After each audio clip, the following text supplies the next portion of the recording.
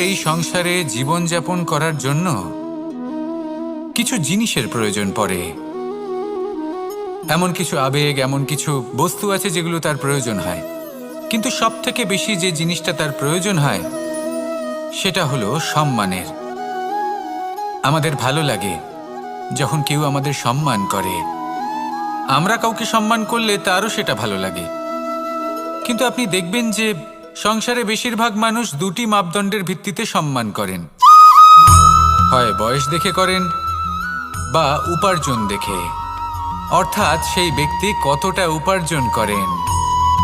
এবার ভেবে দেখুন, এটা আবশ্যক নয় কারোর বয়স যদি বেশি হয় তার বুদ্ধিও ততটাই বেশি হবে। আবশ্যক এটাও নয় যে কোনো ব্যক্তি যদি অত্যন্ত ধনী হন বা তার মনও নির্মল হবে বা তিনি সৎকর্ম করবেন বা এমন কোনো কর্ম করবেন যাতে উনি সম্মান লাভ করতে পারেন। হতে পারে উনি ধনী কিন্তু দুশ্চরিত্র। সেই জন্য বয়স বা উপার্জন দেখে কোনো ব্যক্তিকে সম্মান করবেন না। কর্ম দেখুন।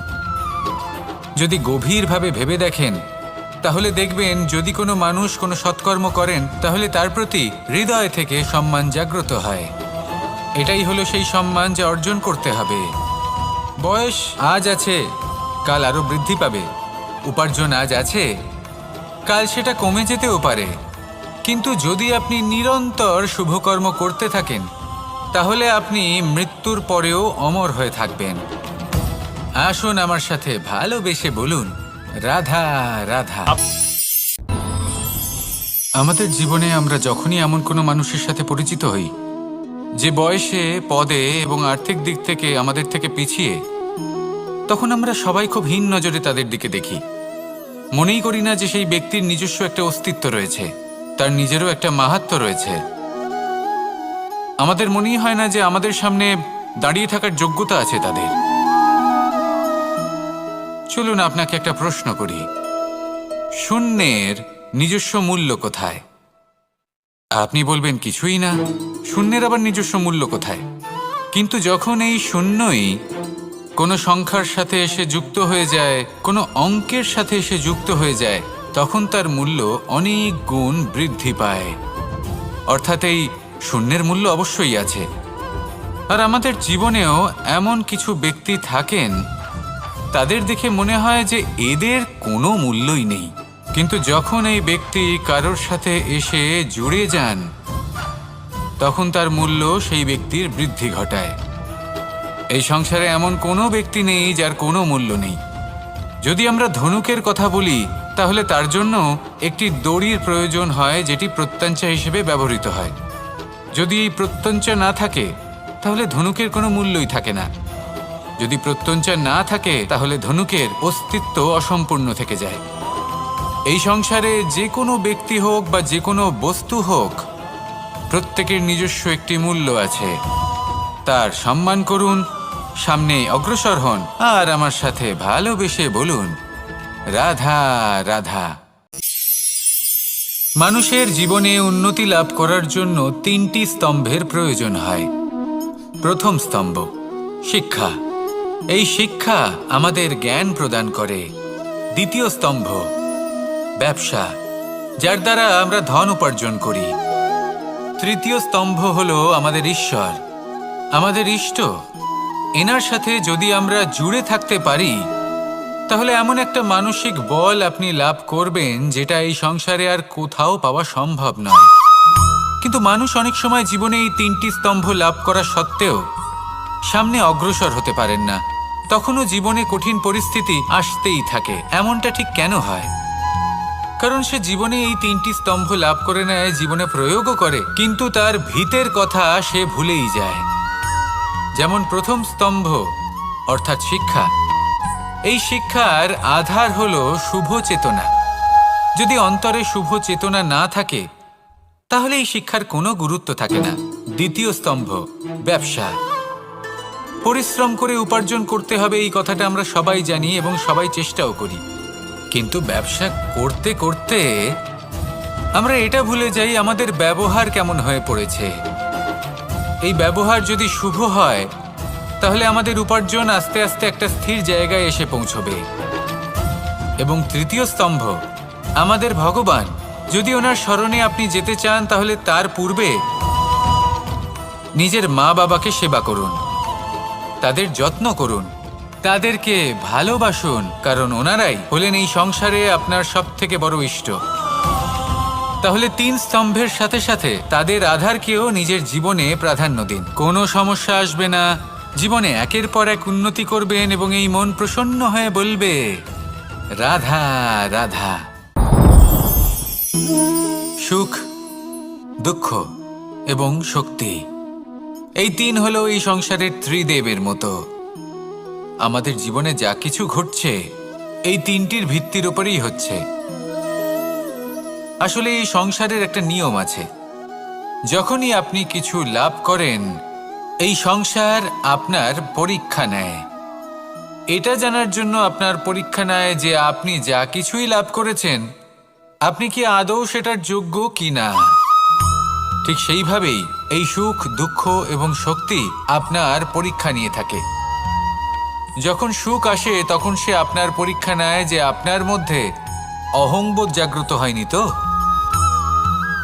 যদি অহংবোধ চলে আসে তাহলে সুখ সেখানেই সঙ্গ ত্যাগ করে।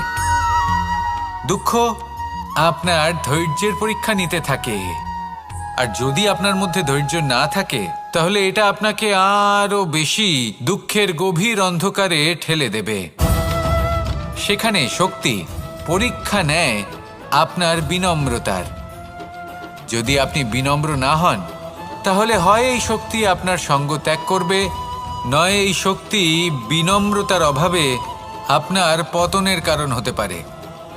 এই সংসারে যে কোনো ব্যক্তি যিনি এই পরীক্ষায় উত্তীর্ণ হয়ে থাকেন এই জীবনে তিনি সাফল্য লাভ করেন। আসুন আমার সাথে ভালোবেসে বলুন রাধা রাধা। ভয়ের সাথে আমরা সবাই পরিচিত, কষ্টও আমরা সবাই পেয়েছি। কখনো কখনো আমরা অসুস্থ হয়ে পড়ি, আর এমন সময় হলে মাতার মমতা, কখনো বাবার স্নেহ, কখনো বন্ধুদের পাশে থাকার অনুভূতি আমাদের রোগ নিরাময়ে সাহায্য করে। কখনো যদি আমরা নিরাশ হয়ে পড়ি, তখন যদি আমাদের কোনো আপনজন আমাদের দুটো ভালো কথা বলে তখন আমাদের মনোবল বেড়ে যায়। ঠিক তেমন সংসারের এই রঙ্গমঞ্চে যদি আপনি পীড়িত অনুভব করেন, কিছু শুভ কথা আলোচনা করুন, কিছু স্তুতি গান করুন, কিছু মুহূর্তের জন্য হলেও নিজের ইষ্টদেবের কথা স্মরণ করুন আর প্রার্থনা করুন। সাহস বাড়বে, শক্তিও বৃদ্ধি পাবে এবং সামনে এগিয়ে চলার পথও দেখতে পাবেন। তখন এই মন প্রসন্ন হয়ে বলবে রাধা রাধা। মানুষের জীবনে উন্নতি লাভ করার জন্য 3টি স্তম্ভের প্রয়োজন হয়। প্রথম স্তম্ভ শিক্ষা, এই শিক্ষা আমাদের জ্ঞান প্রদান করে। দ্বিতীয় স্তম্ভ ব্যবসা, যার দ্বারা আমরা ধন উপার্জন করি। তৃতীয় স্তম্ভ হলো আমাদের ঈশ্বর, আমাদের ইষ্ট। এনার সাথে যদি আমরা জুড়ে থাকতে পারি তাহলে এমন একটা মানসিক বল আপনি লাভ করবেন যেটা এই সংসারে আর কোথাও পাওয়া সম্ভব নয়। কিন্তু মানুষ অনেক সময় জীবনে এই 3টি স্তম্ভ লাভ করা সত্ত্বেও সামনে অগ্রসর হতে পারেন না। তখনও জীবনে কঠিন পরিস্থিতি আসতেই থাকে। এমনটা ঠিক কেন হয়? কারণ সে জীবনে এই 3টি স্তম্ভ লাভ করে নেয়, জীবনে প্রয়োগও করে, কিন্তু তার ভিতের কথা সে ভুলেই যায়। যেমন প্রথম স্তম্ভ অর্থাৎ শিক্ষা, এই শিক্ষার আধার হলো শুভ চেতনা। যদি অন্তরে শুভ চেতনা না থাকে তাহলে এই শিক্ষার কোনো গুরুত্ব থাকে না। দ্বিতীয় স্তম্ভ ব্যবসা, পরিশ্রম করে উপার্জন করতে হবে, এই কথাটা আমরা সবাই জানি এবং সবাই চেষ্টাও করি। কিন্তু ব্যবসা করতে করতে আমরা এটা ভুলে যাই আমাদের ব্যবহার কেমন হয়ে পড়েছে। এই ব্যবহার যদি শুভ হয় তাহলে আমাদের উপার্জন আস্তে আস্তে একটা স্থির জায়গায় এসে পৌঁছবে। এবং তৃতীয় স্তম্ভ আমাদের ভগবান, যদি ওনার স্মরণে আপনি যেতে চান তাহলে তার পূর্বে নিজের মা বাবাকে সেবা করুন, তাদের যত্ন করুন, তাদেরকে ভালোবাসুন, কারণ ওনারাই হলেন এই সংসারে আপনার সবথেকে বড় ইষ্ট। তাহলে 3 স্তম্ভের সাথে সাথে তাদের আধারকেও নিজের জীবনে প্রাধান্য দিন। কোনো সমস্যা আসবে না, জীবনে একের পর এক উন্নতি করবেন এবং এই মন প্রসন্ন হয়ে বলবে, রাধা রাধা।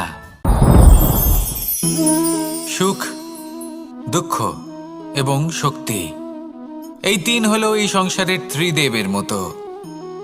আমাদের জীবনে যা কিছু ঘটছে এই তিনটির ভিত্তির উপরেই হচ্ছে। আসলে এই সংসারের একটা নিয়ম আছে, যখনই আপনি কিছু লাভ করেন এই সংসার আপনার পরীক্ষা নেয়। এটা জানার জন্য আপনার পরীক্ষা নেয় যে আপনি যা কিছুই লাভ করেছেন আপনি কি আদৌ সেটার যোগ্য কিনা। ঠিক সেইভাবেই এই সুখ, দুঃখ এবং শক্তি আপনার পরীক্ষা নিয়ে থাকে। যখন সুখ আসে তখন সে আপনার পরীক্ষা নেয় যে আপনার মধ্যে অহংবোধ জাগ্রত হয়নি তো। যদি অহংবোধ চলে আসে তাহলে সুখ সেখানেই সঙ্গ ত্যাগ করে। দুঃখ আপনার ধৈর্যের পরীক্ষা নিতে থাকে, আর যদি আপনার মধ্যে ধৈর্য না থাকে তাহলে এটা আপনাকে আরো বেশি দুঃখের গভীর অন্ধকারে ঠেলে দেবে। সেখানে শক্তি পরীক্ষা নেয় আপনার বিনম্রতার। যদি আপনি বিনম্র না হন তাহলে হয় এই শক্তি আপনার সঙ্গ ত্যাগ করবে, নয় এই শক্তি বিনম্রতার অভাবে আপনার পতনের কারণ হতে পারে। এই সংসারে যে কোনো ব্যক্তি যিনি এই পরীক্ষায় উত্তীর্ণ হয়ে থাকেন এই জীবনে তিনি সাফল্য লাভ করেন। আসুন আমার সাথে ভালোবেসে বলুন, রাধা রাধা। ভয়ের সাথে আমরা সবাই পরিচিত, কষ্টও আমরা সবাই পেয়েছি। কখনো কখনো আমরা অসুস্থ হয়ে পড়ি, আর এমন সময় হলে মাতার মমতা, কখনো বাবার স্নেহ, কখনো বন্ধুদের পাশে থাকার অনুভূতি আমাদের রোগ নিরাময়ে সাহায্য করে। কখনো যদি আমরা নিরাশ হয়ে পড়ি, তখন যদি আমাদের কোনো আপনজন আমাদের দুটো ভালো কথা বলে তখন আমাদের মনোবল বেড়ে যায়। ঠিক তেমন সংসারের এই রঙ্গমঞ্চে যদি আপনি পীড়িত অনুভব করেন, কিছু শুভ কথা আলোচনা করুন, কিছু স্তুতি গান করুন, কিছু মুহূর্তের জন্য হলেও নিজের ইষ্টদেবের কথা স্মরণ করুন আর প্রার্থনা করুন। সাহস বাড়বে, শক্তিও বৃদ্ধি পাবে এবং সামনে এগিয়ে চলার পথও দেখতে পাবেন। তখন এই মন প্রসন্ন হয়ে বলবে, রাধা রাধা। এই সংসারে কখনো কোনো ব্যক্তিকে তার বাইরের পোশাক দেখে বিচার করার চেষ্টা করবেন না, এটা খুব বড় ভুল করবেন।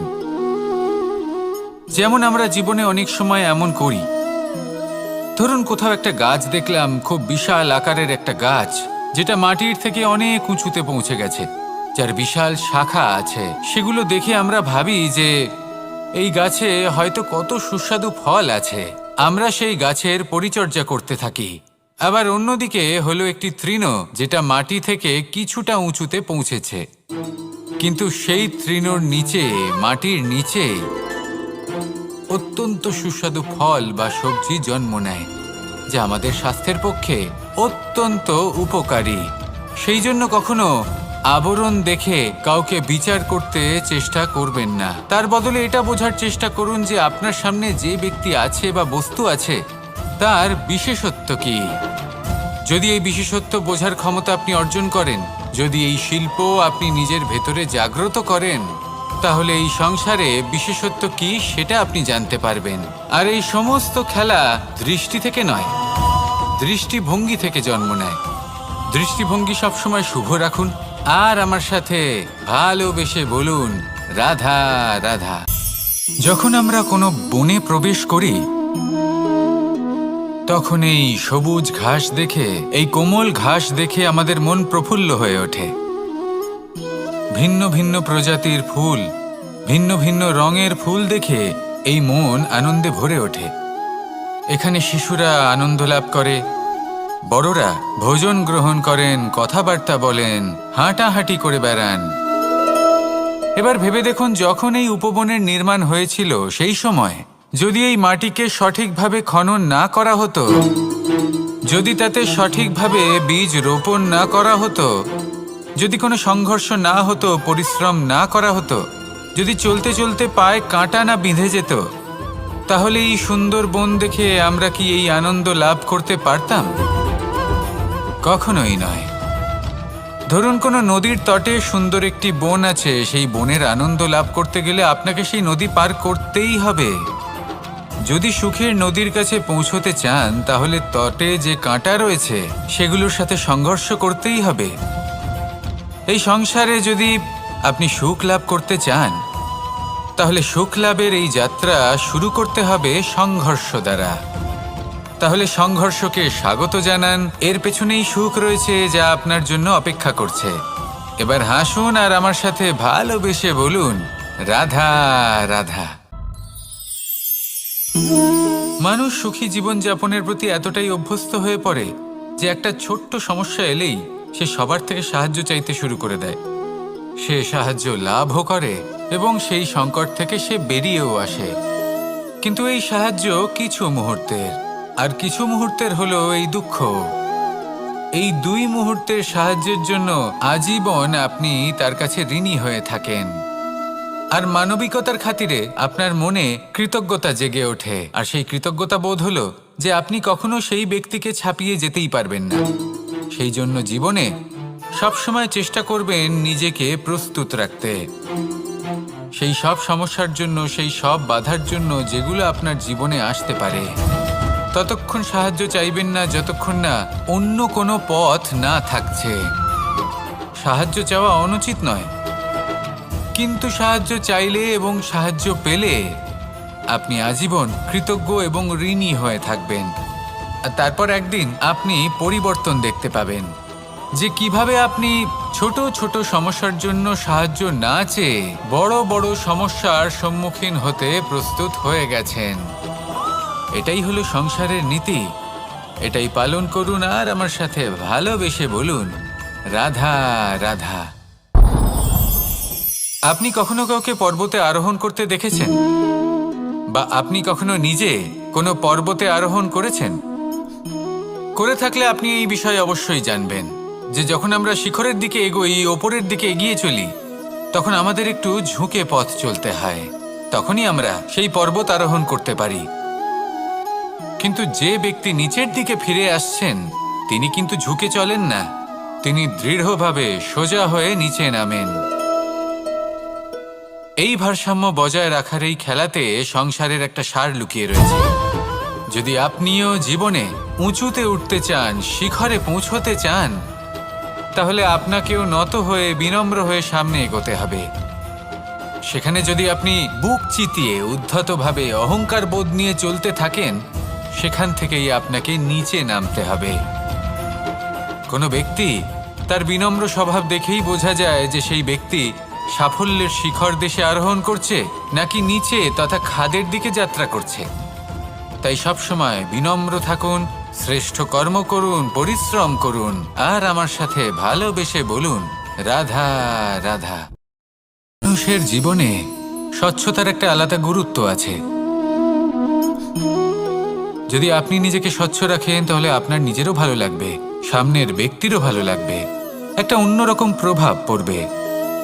কিন্তু একজন শ্রেষ্ঠ ব্যক্তি কিভাবে হয়ে ওঠা সম্ভব? যার মধ্যে গুণ আছে, শিক্ষা আছে, শুভ চেতনা আছে, যিনি সৎকর্ম করেন। কিভাবে হব সেই ব্যক্তি যার মধ্যে জ্ঞান আছে? শুধুমাত্র স্বচ্ছ থাকলে তো তা হওয়া সম্ভব নয়। প্রথমে আপনাকে বুঝতে হবে যে মানুষের মধ্যে চারটি মূল তত্ত্ব আছে। প্রথম হলো তার শরীর, যার দ্বারা উনি যে কোনো কর্ম করে থাকেন। দ্বিতীয় তত্ত্ব হলো তার মন, যার দ্বারা কোনো কর্ম করার জন্য সে নিজেকে প্রেরণা দিতে থাকে। তৃতীয় তত্ত্ব হলো বুদ্ধি, যে কর্ম আমরা করতে চাই, যে লক্ষ্যে আমরা পৌঁছতে চাই, সেটা আমরা কিভাবে কোন পথে করব সেটা স্থির করা যায় বুদ্ধি দিয়ে। আর চতুর্থ তত্ত্ব হলো আত্মা। আত্মা হলো এমন এক তত্ত্ব যার কোনো সমাপ্তি নেই। আত্মা হলো অজয়। কিন্তু এরও শুদ্ধিকরণের প্রয়োজন হয়। এই চারটি তত্ত্বের শুদ্ধিকরণ করতে থাকুন, এতে নির্মল রাখুন, শুদ্ধ রাখুন। এবং এটা কিভাবে হবে? শুভ চেতনা দ্বারা, জ্ঞানের দ্বারা এবং সব থেকে বেশি গুরুত্বপূর্ণ প্রেমের দ্বারা। আসুন আমার সাথে ভালোবেসে বলুন, রাধা রাধা। এই জীবনে তিনটি গুরুত্বপূর্ণ শব্দ আছে যা বোঝা আমাদের কাছে খুব গুরুত্বপূর্ণ, এবং এই তিনটি শব্দের নিজস্ব অর্থ আছে। প্রথম হলো সঙ্গবদ্ধতা, অর্থাৎ একসাথে মিলে কাজ করতে হবে, একসাথে মিলে পরিশ্রম করতে হবে, সামনে এগোতে হবে। এরকম করতে পারলে আপনার শক্তি বৃদ্ধি পাবে, আপনার ক্ষমতা বৃদ্ধি পাবে, আপনি এগোতে পারবেন এবং অনেক দূরে যেতে পারবেন। দ্বিতীয় হলো আত্মবিশ্বাস। হেরে যাওয়া বস্তুও আবার জিতে নিতে পারবেন। যদি আপনার নিজের আত্মবিশ্বাস থাকে তাহলে আপনি কখনো পরাজিত হবেন না। এবং তৃতীয় হলো অহংকার। জয়লাভ করার পরেও কিন্তু এটা আপনাকে পরাজিত করতে পারে। সেই জন্য জীবনে সঙ্গবদ্ধ হন, আত্মবিশ্বাস রাখুন, কিন্তু কখনোই অহংকার করবেন না। এই অহংকার আপনার থেকে সব কিছু কেড়ে নিতে পারে। এই অহংকারের জন্যই মথুরাপতি কংস নিজের পতনের দিকে অগ্রসর হয়েছিলেন। এই অহংকারকে ত্যাগ করুন আর আমার সাথে ভালোবেসে বলুন, রাধা রাধা। এই সংসারে সব থেকে বেশি কঠিন কাজ কোনটা? কেউ বলবেন যুদ্ধ করা, কেউ বলবেন ধন অর্জন করা, আবার কেউ বলবেন জ্ঞান অর্জন করা সব থেকে বেশি কঠিন। এবার প্রত্যেক ব্যক্তির নিজস্ব অভিজ্ঞতা আছে আর সেই অনুসারে তার নিজস্ব একটা উত্তর আছে। সাধারণভাবে দেখতে গেলে এই সংসারে সব থেকে কঠিন হলো তপস্যা করা, অর্থাৎ সব কিছু ত্যাগ করে তপস্যায় নিজেকে বিলীন করে দেওয়া। এবার এর থেকে বেশি কঠিন এই সংসারে আর কি বা হতে পারে? এই সংসারে, এই সমাজে নিজের পরিবার